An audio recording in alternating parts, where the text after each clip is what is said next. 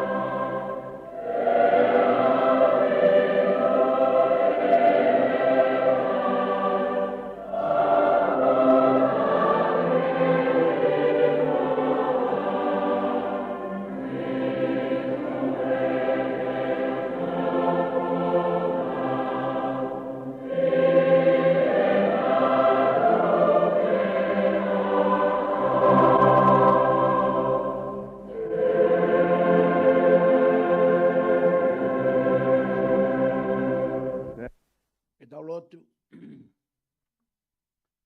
Adua mas mo taingata ai a Fiona.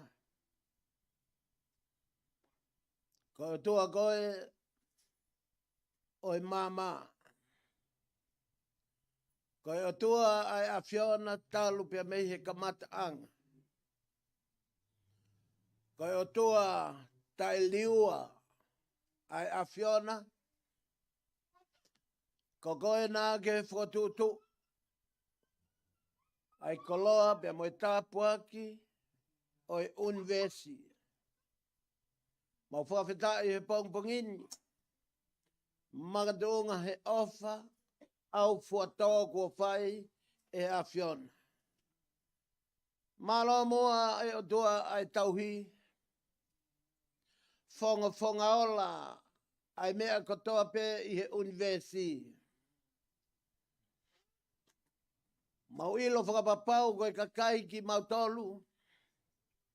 Koe whanau na e ui e a Fiona. Na koki mautolu koe whanau ai a Fiona. Mau whapalo ke te koe ngai tāpua ki ma ngai lelei o e a koen. La pia taftonga. Pia angiki ai matangi mohono ea. O ku lave mai ho whakamoui i haatangata. Mau ilo koe mea ko tō pēna ke whakatupu hi mamani. Koe koloa ko toa ia aho a Fio. Ie pongpongini. Mau lau manu pe mau lau tāpuaki. Ie mau hōwhia ho orita. mga doonga i he mau fei lau lau, ke mau haa ki ho ao, he koe kakai ki mau tolu, koe kakai o mawafe ngofua, i ngai wa i hala o i mo uini. Pangpangini mau malo whakalelei go ha. Ha i e whanua, hono kautaki, a hono kakai, whanua pia moi pureanga, mo whawhetai ai ki ho awhio. Malo mo a whakalelei go ha, whanga ola, ai whanau ai awhiona, o magatuonga i he enau apasia o tua. Ko mau dolo ai whanau ai awhiona ko mau mana wahe, ki ho awhio. He mau ilo ko o tua lahi koe, ko o tua koe o ke mo ui, ko o tua koe o whale verewa, pia ki kai hao ka mata anga mo hao ngata anga. He ko koe ai o tua, na ke whotutu mau, ai unvesi. Mo whamalo atu e pongpongini, malo ho o whasisu. Mo whamalo ke te koe ngai tāpua ko tope, inasi ai ho mau ngai whamili. Inasi ai kautaki, oi whanua mau whetā utu iai. Inasi ai e kau maa o lunga, kau maa o mawhai. Te lawe ai ki mau tolu ko e kainanga e whanua. Mau whawheta i he pongpongin. Kau hi ko ngai tāpuaki, whaki ai a whiona. O ta tau beha tapa o mamani. O ku haho o wha. I e pot ko toa pe o e unvesi. Pongpongini mau hugi o ori tamo e kore, whaka more more. Ta mai whaka more more iangi ki mau tolu i e mau ngahi tō no. I e lea, i e ngaue, i e whakaukau, i e ulunganga mo tōnga mo ui. O ku mau whaka mamahi i aki. Kaluse whai aki ai awhiona. Pamore iange ki mau tolu he koe kakai alu mo whoki. Koe kakai ki mau tolu o wheriuri waki. Aho mau hala whono ngā. Kai monu pia mo lau tāpua ki pongpongini. He ku mau ilo koe o tua la. O tua alo off. O tua mo oni ai awhiona. Koe o tua ku maa oni. Mo hao hawa. Mau whamalo atu e ngai lelei ku haa i he whanua. Kai ngā. Kai ia. Wharemaha ki kau maa popula. A kau whaingata i au toka i he ngahi api. Mau ilo whakapapau i he pongpongini. Neongo ku toka lingo ho o merino i he funga i unvesi. Ka kohai ko atene lau. Ai vai tafe o ku tafe ki itaniti. O ku whaka lau momenit pe. Ai utu, ai kau maa oni, ai awhiona mi he mama koeni. O mga tuunga pe koe uhi. Koe whai tuuni poto. Whai tuuni hao ai awhiona. Ma lotu atu koe hui ko ngai loto whare. Hoko e tangi aloi mata. Piki uma koe hui koe mawai o hoka. Kai whawhetai be mua e o tua. Ko Koe mau hao mai. Pea ke tūkua ngahi ngafa ngāu e ke mau whai. Lola tonga ihe e mau mo'u i ko e ni. Whamalot sisu. Maloho o wha. Mau lotu ki he awhiona. Koe uhi. Koe kau Kristiane ko dobe. Nau tolu ko dobe nau viringia be mei mo'unga ko ho o folfola. Malo sisu ai kei tangata. Maloho kei mau kuonga. Ke mau iloho mau ngafa totonu ke awhiona. Koe whakawheta. Koe whakahiki o tua. Pea ke mau tuu. Koe pā. I he tui bea moe whalala kakata. Ko koe ho mau malu anga. Koe awhiona ko mau kolo. Koe awhiona ko mau mounga. Ko mau hao anga. I ngahi taau o taimi. Neonga ngahi matangia e whanonga anga. Ko uhi ka ngahi puhengia o e whanonga tofa mau whai. Kai whakawheta i mua e mau koloa sisu. Takamile lotu ka mau whoki mai ki he orita o e pongpongini. Mau whakamalo atu lau maari ma oni. Whoki mai ai wholofola. Ke hoko ho wholofola koe mama. Ho wholofola koe tuhulu. Ho wholofola koe merino anga. O mau ngai whamiri. Ho wholofola. O gunehanga whakatontonu ho mau hala whanonga he mo uini. Whamalo atu lau maari e malo e mau koloa. Wholofola e ahoni. O whawhetai he whaki koloa o hoko ahope. Ko ho omi ho o wholofola ke hoko koe tuhulu. Koe kāpasa ke mau whanonga. Mau whamalo ai ki ho a whio lau maari maani oni. Au lotu atu ko hui koe wholofola e ahoni. Mau whakawhei ho lau maari ma oni. Ha erea e malanga koeni. Tō wholofola. Aho a whio. Tuku ke hoko e wholofola koeni. Ko ha manawa mo ui. Ho mai. Ho lau maari ma oni. Ke mau ngau i o mau mo ui. Pia me hoko wholofola. Whakatontonu ai. Ho mau hala whanonga. Roto atu e doa mafi whaki ki mau tolu. Mea ngau e aki e a whiona. Neongo koe whanau. Talangataa ki mau tolu. Roto atu e doa mafi. Whaki kopano. Koloa. Whanau whare. Whaki ki a whiona. Hoko e koloa kodope o mau. Mo ui ai i e hala whanongani.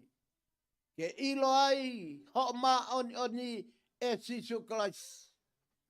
Kari aofa ki mau tolu e pong koe ni mohono wholofola. E mau lotu uia. Programa ai whiawhina. Ai lotu hufia. Mau hapai a tuku atu ki a whiona. He koe polokalama ai a whiona. A koe lau maari ma oni. Ma si whanau whaingata ia kodobe. Eki koe maula tū. Kai ngalo ai ngahi matakaf. O si whanau whaingata ia ai awhiona. Ai suka. Ai totoma olunga. Ai kansa. Ai mahaki mafu. Ai mahaki fat. O maulotu e o tua ma oni. Ko iwi whakamo ui o iho hua whape. Toko da. Hinga iang mau whakawhea iho lau maari e. Ke manawa mai, ke ho mai. Ai iwi whakamo ui. Ea watu o whakanonga. A wato troi. A wato haya. E ngai mata kafo kodoa be. Peke nau mauai e otua ai moui olahi au pita. Tataki ai polokalama e pongpongin. Ka mau mui mui atu. Mau hoa to kore kodoa ngai malohin. Hoa whabetaho alo ka sisu kalais. Ka kokoe beo mau whakamoui. Amen.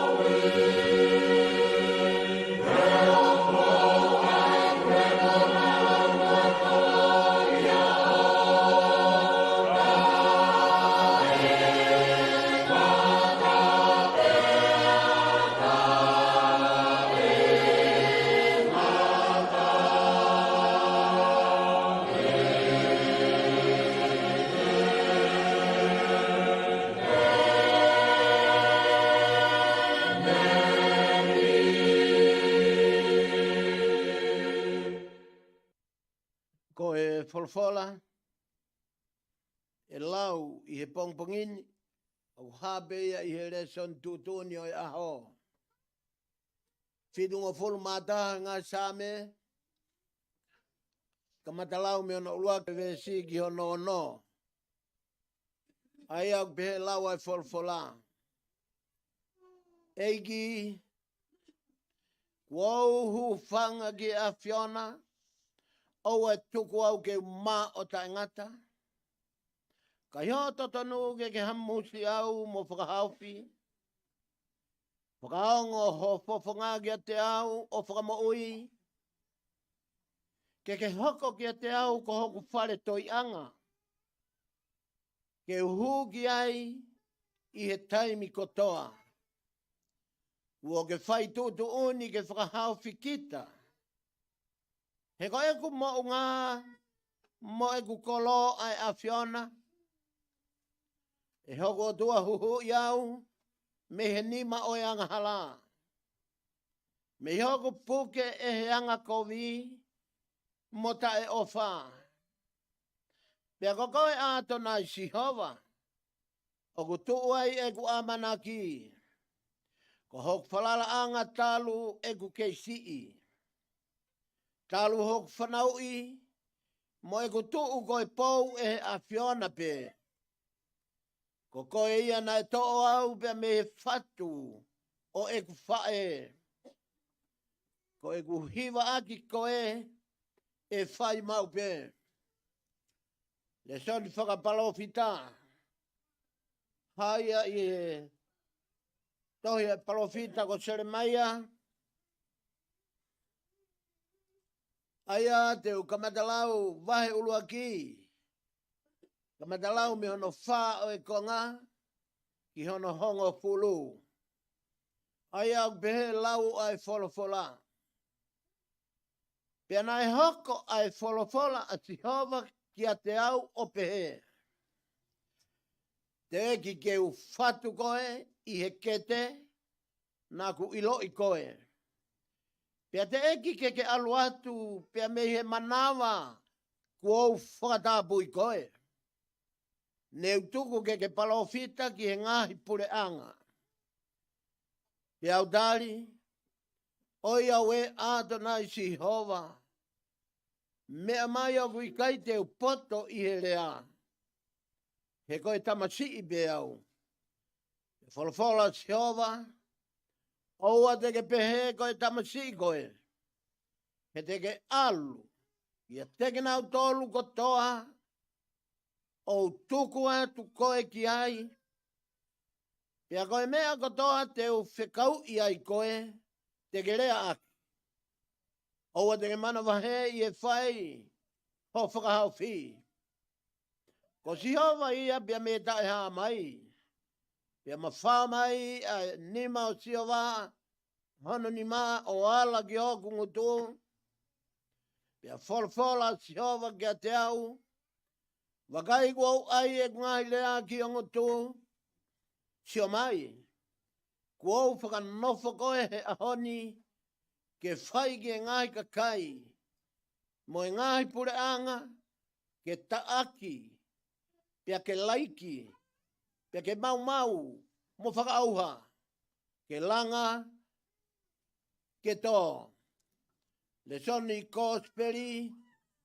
Kōsperi o sisu klaisio na whai e luke. Hongo fulu mātolu e wahe. Ka matalau me ono hongo fulu o e vesi. Ki hono hongo fulu māwhitu. Ai au pehe lau ai fulfula. Pia koe sapate e taha na e whai e ne ako i he whare lotu. Pia na e ai to kua hawhewhine kuo hongo fulu mā walu tau. Ai ia te ia ai hawha ahi kehe. Whakawai sino.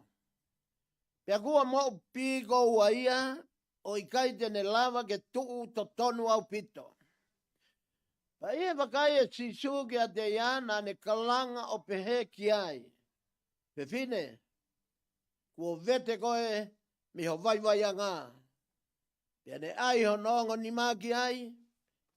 Pia kewa tonu lewa ia o ne whakamalo ia ai o tua. Ka koe pure o e whare lotu na ne ita. Koe uhi kua whai e sisu e ne whaito o i he tāpate. Pia ne hanga o lea ki he kakai o guiai ai aho e ono. Ai a kunga fuai ke tau ngā aue. Ko ia, mo wami i ngahi aho ko ia ke whaitoo. O oua i he aho tāpate. Kakatari e eiki ki ai one pehe. Ai kau mā on loi. I kai o mo taki taha vete ange mehe ne whare manu i e tāpate. A ene pulu pia mo ene as o taki o whakainu. Ka koe whepineni koe hako to tonu o Abrahame. Pia kua no o taki ia e setane io. O hongo fulu mā walka. Nei kai ko ake ngo fua ke vete. Ke vete ia mi hono no te kina. Neongo koe aho sapate. Ja iene lea pehe ilange. Hono ngai fili na e maa. Kāna e fie fufata haka kutoa. Ihe ngai mea fungani na ane whai. Ngat anga ia e forfola o e pongpongin. Ke tau lotu. Tamai lau maari e whakaaho mau mataga mau sio mea whakaofo me ho forfola. Tongi ke lo loto ho forfola ki he kano loto ho e mau moui. Ke malawa ke ne kāpasa aki e mau whanonga whai taimi. Mau kore ne o huafa, sistu kalais. Koe ho mau whakamoui. Amen. Tapa mo e laumari ma on. O kua fio i o tau loto lotonga. I he hoan. Whatap ke si whanau whai ngata i a kotope. I he tapa kotope. O i wheitu kotope. o universi o ke mea me ai. Wa wato e whakatap. Tau te whito ke si kāinga tonga. O nau hehe tu i ngai whanua muri. Ia o whoki ki o tau whanua tupu ngā atonga. Tala bea ngata ia te ao whai ki tua mama o ka whakakato e malanga e honi. Ia honi koe aho ua full mata. O e mahina hono walu. Mahina ko ako si. Ihe wafe ma ua wa. Tau lau manu pe tau lau tapuaki. O hange koe whamanatu e ka ulu pe mo e kawenga e mahina koe ni. Koe tala ofa ai otua madau tolu. Koe kawenga malanga e honi. Pe mei he o peo ku peheo no whakalea. Tau whalala o tua ka tau ikuna. Tau whalala o tua ka tau ikuna. Ves malanga ku to o ia. Pea mei he tohi same. Pea mo e tohi whakapalofita. Ai au peheo no whakarea. Same fitunga fulu mataha pa koe vesi o no. Ai vesi malanga o e honi. Talu hoku whanaui. Mo e kutui. Mo e kutuu koe pou. Ehe a Fiona. Pea koko ia. Na e to'o au me he whatu o e kuwhae.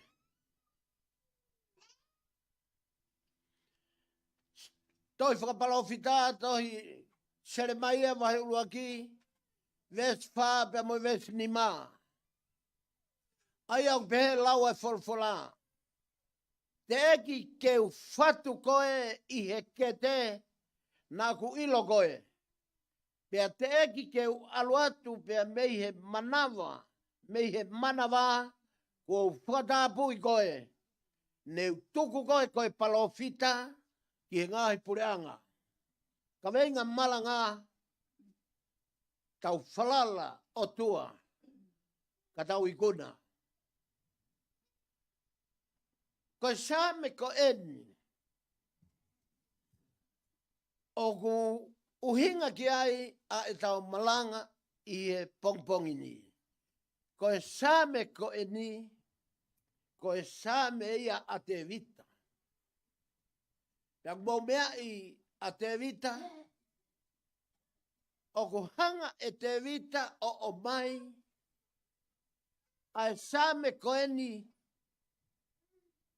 ko e taha i he ene ngahi same, ku o tau reke reka a te vita. Lahi au pita ngahi same na e whatu e te vita. Kana e whatu ia e te vita lolotonga e ne kei tamasi i. Lolotonga e ne kei mauiwi. Malohi. Pea hoholo a te vita o tou reke reka. Pea whatu ai e te vita ai same ko eni i e whitungo fulu mataha. O maari e tala noa e same. He kuhanga e te vita o mai, pe kuhanga e te vita folahi mai. A ene whanonga loa he vai hala. O ene tauhi o tua. Mo mea ia te vita. Na ia o te vita ki he tuunga i mo ui maa oni. Na ana lo ngutu taha mo e o tua. Na ana whakakau taha mo e o tua. Na ana atamai taha mo e o tua. Na ana nima taha mo e o tua. Pea whai mai e whanonga te vita o au ki he taimi. Ko hanga e te vita tukuange ai o tua. Hanga te vita tuange o tua, koe hui koe ngahi, whakawhi atungia o e mo ui koe ni. O au whoki ke tuunga, e ne tō a te vita ia pāti sepa. Kai mare e whakakaukau a te vita i he psame ko eni, ai pehe e te vita, talu hoku whanaui, mo e ku tuu ko e pou e he awhiona. Whakamahina te vita na e talu na whanau ia mi he whatu e ne whae, mo e ne tuu ko e pou, ke ne hanga whataki e whare o e otua. Pe ko e whare, pe ko e teniti, pe ko e whare lou a kau, kana e hoko te vita ko e pou malohi. Pia maari e whakakaukau mo e whoki e atamai o te vita, lolotonga kua hoholo te vita ke taure ke reka. Pia toki whau e te vita ai tāme koeni, o ne mamata ke fuwa i hala loa, na ne whanonga mai ai pia moi otua. Hangarewa te vita whatu e sāme koeni, pauna mo mea ke vesi ulua ki, ai hanga e vesi ulua ki o whakamahino. Ko sihova, ko e otua. Pea ne kore ki he otua ke oua te ne tuku ia ke mā. Ko e whairea koeni ko e mā, o ku uhinga ia, ki e ngahi tō nou, o ku ia te tau tolu whahinga tangata. O ku whanonga whakataha e tau o ngoi mā, ko e whahinga ongo. O ku omi a e ongo ko e ni e he loto o ku mana wahe. O ku hanga e he mā o omi e whahinga loto tairi iri, loto sii, iri fia. Taka uhinga ia nei kore ai a te vita. Aua mua sihova te ke hanga whaka ata au ke umā. Puke mau au. Whakaloto lahi i au. Ke tu mau. I he mooni. I he totonu. I he whalala otua. Koe mahu inga ia same o e ahoni.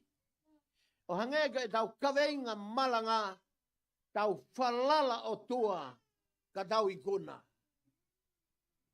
Na e whatu e same koe ni e te vita aki, ai whahinga laumaarie o e whalala ka kato ke o tua. Na e whatu e te vita ai same koe ni aki, ai whahinga laumaarie o ene tui, ta e toe vei ua, ko e whoaki ka kato ene moui ke malu ia e hono otua. Nā kai tokanga te vita, neongo ko e tui. Neongo no kuiai hono taloni, o kuiai hono palasi. O kuiai ene kau sinifu, o kuiai ene kau sotia. O kuiai ai koloa ko toa pen i hono taloni, nā kai whalala te vita, ke ave ene moui, ke whalala ke koloa, pe whalala ke malohi mo ikuna, ai kau sotia, pe koe kau sniff, he koe toko taha. O kune maua maman kātoa. Hanga bea te vita tala, ene foi tala loto i e pompongini. Ko ene ave kakato ene whalala ki he otua. Mahino ka te vita kono hao anga ia. Mahino ka te vita kono malu anga ia. Kapau te tau, mau toki mea atu ki homo ngahi api, o lau e fo same ko e ni, ai maari e whakakaukau a te vita. Hanga te vita whakamahino. Ko sihova, ko ia o kune maua i e ahono whakamoui. Ko sihova, ko hono bounga, o ku maluai. Ko hono kolo, Koe foi lea gani koe maunga. O mahino ia ka tautolu. Koe potu o e hauanga. Koe potu o e maluanga. Ka hoko ha whakai natula pe whakai waha. Pea oku ngaue ai ka kai e whanua ke hola. O toi I maunga. Koe hahana uhinga.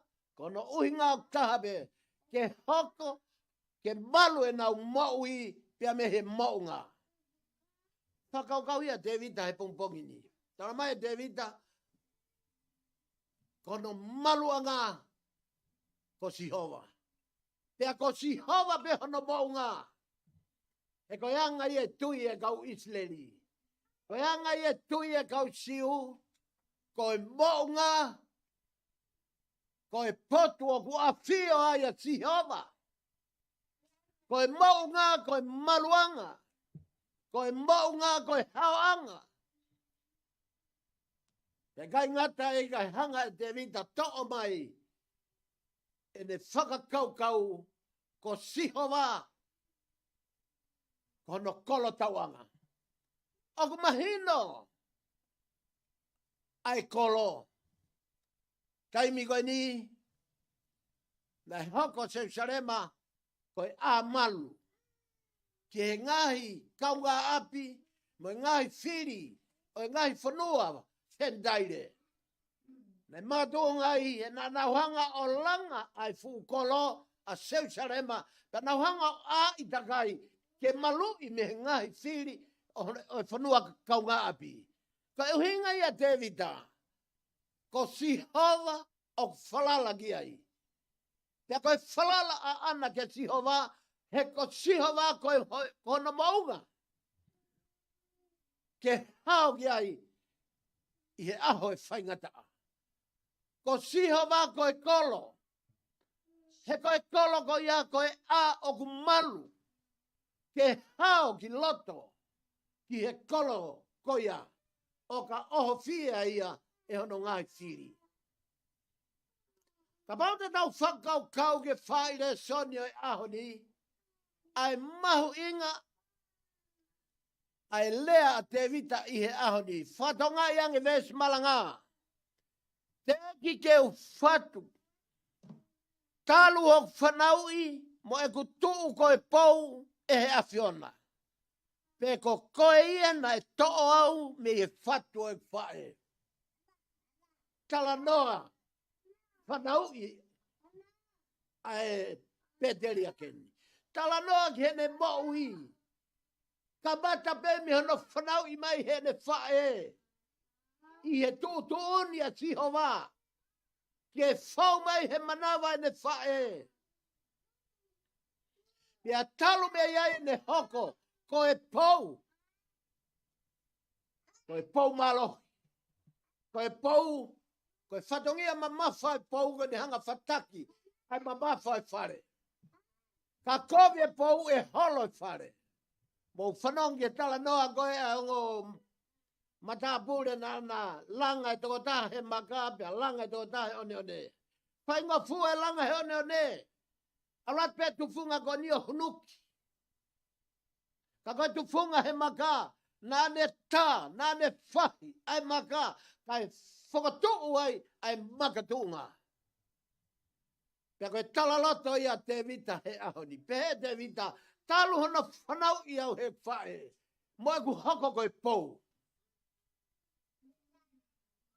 Mahino ki he pēteri a keni. Ai ngai whainga taa nai whanonga mai ai. Pea hao mai. Nai whanonga mai. Nai oho fia he whangalaione. Nane hanga o hamus whakahaf. Ai lami bi he ngutu e laione. Hoko mai whainga taa koe pea. Nane hamus. Ai lami me he ngutu oi pea. Nane whihanga hanga I mai fut. Toa koe e kau Filistia. Tola iat. Ia lea mai e fu toa koe ni. Ia honi te whawhanga ke manpuna ata. Aho anganga. Kai tari atu e te vita. O ke tū mo e pāpea mo e tau. Mo e heretākia teo. ka ko alatu mo wafa o Jehova. Hanga Davida whakapongi futoa koe ni. Pewhia selopabe ahono foha. Pewhia hono turi tau pusia saula. Koe ngai whainga taa ia nai whepaki mo Davida. Kana e hao me iai. Madunga behene falala otua. E konga Kristiane. Koe tala noa ia sami o ia honi. Ai pehe e Davida. Talua ku whanaui. Pea mai ku tuu koe pau. Ke uhanga whataki. Ai whainga taa o Israeli. Konga Kristiane. Kai ngata ai. Kana e to'o au. Mei he whatu e ku whae. Tau siamo. Ki he mana. Whakaofo koia. Ai hoko mai hono whanaui. O Davida. O whau mai he manawa ne whae. Tāna e osi ui bea Davida ia ki manawa. Tēki ke hoko mai a Davida. Osi whakatāpui bea ki manawa.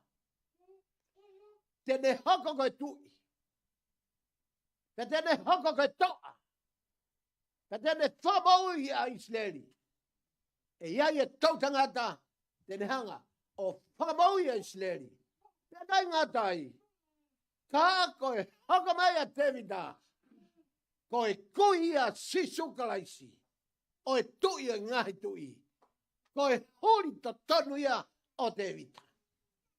Tau sia ke tāpua ki koia na iau sia Davida. Tau hau me ei ke lesoni toi Jeremia. Toi tala noa whanau ibe ai lesoni Jeremia. Whanau ke laua Jeremia. Te eki ke whatu koe ihe ke te. Nāku ilo i koe. Pea te eki ke alu watu mei manawa. Kua whakatapu i koe. Neu tuku ke palofita ki he ngahi pureanga. Jeremia eni. Koe kau palofita ko toa pe e kuonga i fuaka motua. Na e kehe hona ui. Na e uia e mos. Me ngau e anga. Mo e lotonga e ne whanga mon manu me ut. Ki kolo goia ko te goa. Kilomita pe ua noa me iai ki Jerusalem. Pea uia e mos. Uia aisea me fu loto kolo pe o Jerusalema. He koe hako o aisea koe hako tu maari. Koloa ia, paanga ia. Koe uia Jeremia. Ma kehe ange honoui. Uia Jeremia ia. Ui peia ki manawa. Maari e. Ai lau a same goin. Tala mai same. Whanonga ange ke whamatala a same. Ai whamatala ai tohi palofita o Jeremia. Te eki ke whatu goe. Mei ke te na kuilo goe. Ta mo wakai ange ke whakarilifu e otua. Mo wakai ange malu o e whalala otua. Te eki ke whatu goe ko ilo e au goe. Te rai ngatai. Te eki ke aluatu me manawa ko whakatapui goe. Kono ai koe ke te mahino ange folfola koe ni. Koe taimi koe o ku tei whaere ai ha whae. Pea kua paurewa ke ave ia ki a toko taha ke whai mauri ke pe koe whai whaere. Pau ke iai e mauri. Ne hanga he koe kakai kua o ako ki ai. Ke nau lava o whakamāwai maui e tamaa pia me whae. O kui kai ko hapa, whai mauri ko ha mea ku whai noa ia. Ko hana o hinga, he whie maulo e maui e tamaa mo e whae. Kalamai e leso ne pongpongi ni. Teki ke fatu goe, me ke te kou ilo i goe. Pe teki ke alua tui mana wā kou ilo, ko os fai ho whatabui. Hanga e otua whakariari hono poto he ahoni. Tāko si hova bena e whai whaere. Tāko si hova bena e whai mauri. Tāko si hova bena ne whatabui. Tāko si hova bena ne hanga ui. Tāko si hova be na ne oange ai ngau e mo tare niti ke whai e Seremaya. Pia lau e lava mea a Seremaya. Mo whato ngai e tala noa. Na e whakawhisi a Seremaya.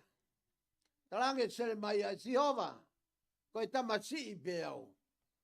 Kai ke ulava alo lea. Talange Sihova. Seremaya. Alu koe. He teu ia te koe. Teu whakahawhi koe. Teu tūho ta whaki o malui koe.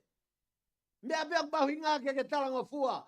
E kau ngā Kristiane koe palpore mai e tau whai e lo tū he a honi. Lahi pe taimina e ui ai ki tau tolu. Kā koe ui kua whai ki a tau tolu. Kua tau mohu uhinga. Ui ki tau tolu ke tau alo whai e. Tarange tau tolu. Kai ki o poto o herea. Ko os whanongo he tala loto e toko la. I he taimina e ui ai ki nau tolu e ho tua talange nau tolu te kai taimi ki nau malanga. Talange nau tolu te kai ki taimi. Tai tuku mai ha taimi. Pe au pe o pe kia ai kakai ko eni te ki ai ha whainga maari e. Ke na wo whai e whekau ai otua. Mo hanga whakatonga ngai ange. Ko e mano ia ha tangata. Mano ia ha whewhine. Mano ia ha talavou. Mano ia ha whine mui. O ku whanongo ki he ui. Ai ui ai o tua whai ai. He kapau tāko sere mai ai. Lala tonga ne kei konga toto. Kua hoko mai. A piau i he o tua. Lala tonga ne whanonga mai manawa. I he kete o ene whae. Os whatabuia. Ta tau sia ai ki he iwi mo e malohi o tua. O ku hinga e tau malu me tau hao mea Jehova. Whakatonga ngā i ange ui o Seremaya. Ui o Seremaya ki he taaki, ki he maumaui, ki hono hawei, pia laiki, pia whakau. O tau i he tau tangata. Hei kai ke tato e lava whakamomore o lunga. O tau i e tau tangata, hei kai ke tato e whakaore ore he wholwhora. Ko e tau tangata o e hawei, laiki, maumaui. Ka e to e whai ha tofo ou. Te ka pau hei kai ke whanongo ki he ui o Seremaya. He tai aunga ho tunga whakapalofita. Os whai be whakanofo, whai be pani. Fai pe whakatapui ki manawa. Osi pe ne whai mauri. Osi pe ne whai whaere a Sihova. Pe ne hanga rewa e Sihova. O whakatapui ke hoko koe palofita. Tie lau e lava mea a Seremaya. E kau ngā Kristiane. Koe na tula Seremaya. Kono reo na manifio hange ha whakareiti. Hupanga e whakatapu. Ke taim ka ule ai e Seremaya, o kui kai ke hange mai hono reo ma tolu hange ke. Ko e reo o e kau whaiskau, whaiwa malanga. Kane hange hono reo whakareiti, hufanga e whakatapu pia tap, mo e laumare maano ni. Ka ko e onga, mo e vevela, mo e whakamaui, mo e kafo. Ai lea nai whai e Seremaya, ko e pani a Jehova. E kau ngā Kristiane, koe mahu inga ia Seremaya he ahoni. Kau hi ko hui. Tokanga ki hui. Tokanga ke whanongo ki hui. Mo hanga whatonga iai, ai mahu inga, o e ui kua whai e he otua kia tautolu. E kaunga Kristian. Tau hao mea ke toi he pelu, tala noa ki e kakai ko eni, whaka whoki ke kuonga Mosese. E tō taha whau tohi he pelu. Nā nau mate he manawahe. Ai kau he pelu. Mate he manawahe. Nā nau tautau kore kia Mosese ke hawa tūwa haa. He kui kai ke nau fie whanongo kia Jehova. He kui au nau manawahe ke nau whanongo kia Jehova. Na iaho nau hinga. Ai loto manawahe pe he. Ai kāinga he pelu. He koe lao koe whanonga nai whai he toa wha. Koe potu koe e whihaa ki aia Jehova. E haia Jehova kia Mosese. Nrai whia mau ke whakamamau e tangata mo e whiwhine mo e manu. Te me he pot ko ia. He ka haerea Jehova. A e ne whihangai mo Mosese. Ka hui ai hamon manu e mate. Ka ia tangata mate. I he taimi u haia Jehova. Tau hanga whakatonga ngai me iai. Ai mahu inga e tauhia Jehova. Palala ke Jehova. Tui ke Jehova. He koe o toa. O kune whakaau. O hange haafi. Whakamaterie. Whakau hi. Ko hoko mai a Sisu Kalais. Moe afi whakamau i. Pea tā koa. Koe potu ko ia. I longa ha potu. O ku iai e laumari e. Koe potu e whakamoui. E kaunga Kristiane. Pau te mohanga whatonga e bahu inga. O he hoka mai a Sisu. I e toi hebelu. Koe ne hoka mai ome iwi mo e malohi mo e poto. O e whalala otua. Ke tau mau a e whakamoui o lahi au pita. Ka maa pāpo e malanga e honi. Kōsperi. Whakatonga ngā iange. Ai kōsperi ko eni. To e tala noa pe ki e whanaui. Hako o e parahame. Pe whine ko eni tau e honga pulu maa walu. E ne whe ao mohono whaingata a. Whe ao mohono whaingata a. Pea ko ene hua tuena Sisu ki he whare lotu. Huatu ke whare lotu, o kui ai e whewhine. Tau tapa e whewhine ka Sisu. Lola tanga e ne fie mo ui, mo e ne kore hono whaka mo ui. Kua tō mai e te volombo e kau whakanga. Koe parapara mai e lotu hea honi. Koe kau whai whakamau. Mo tua whare lotu koe ni, nofo lau tau. Pe koe ngau e whaka se tuata, pe koe hae se tuata whare. Ka kane mea whai kono whakanga, whakanga, ai ngawe, ai otua. Mo wakai ange.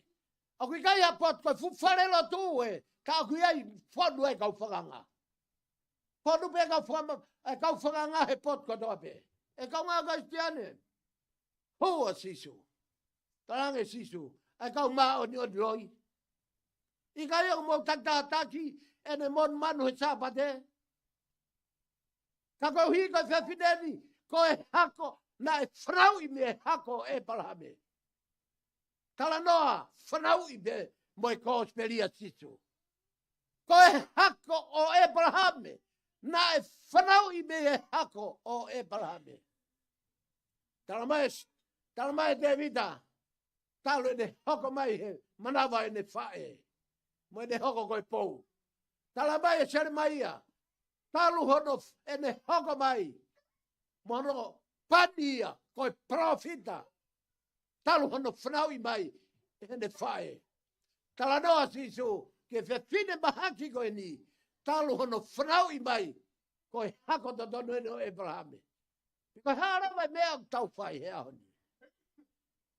Palo pole mai a honi fulahi e tau whakangai. Ai tohi tapu. Fulahi e tau whakangai. Pula he tau whai whakamau. Tau o malanga i e whalwhala. Ke maui e tangata. Mo e whewhine. Te i maman katoa. Kāre Sisu ke maui. Maria bita tari nai whai e sisu. Ai kau maa o nioni loi. Ko e anga e tau whai e lotu. Ko e tau whai whakahaha pe lotu. Ko e tau whai pe ke sio mai ai kakai. Ko e tau whai pe. E kau ngā kaistiane. Mo tare sisu ke maui. Whaka maa o popo e family. Awe ki nau tolu, ke nau ilo. Ko e maui anga e family. Ko e merino anga e family. Ko e laumari e fie family. Ko e tare sisu. Ko e maluanga. Ko e maluanga. O hange ko e tau re soni ihe. Ka venga malanga he aoni. Ko e tui. Ko e ikuna. Ai tui. Te moni be lea e tohi. Mau whaha. Me tai ha mai. Nā mau ikuna i e ha. Te nau tari mai. Nā mau ikuna i e taa o sisu kalaisi. He na e whao ai ho mau ngahi kofu. O whaka hina eki aki. Ia tā koe maui e karistiane. Ko tau maluanga. Ko tau hawanga. Ko e tau tuiki he taa na e tawhea. Me i kare ware. Ke whama ai. E tau ngahi anga hala ko toa pe. Ke tau hao ai. Ki he pure anga o e otua. E meni. Paul Frahimi tuku. Whangeau e himi.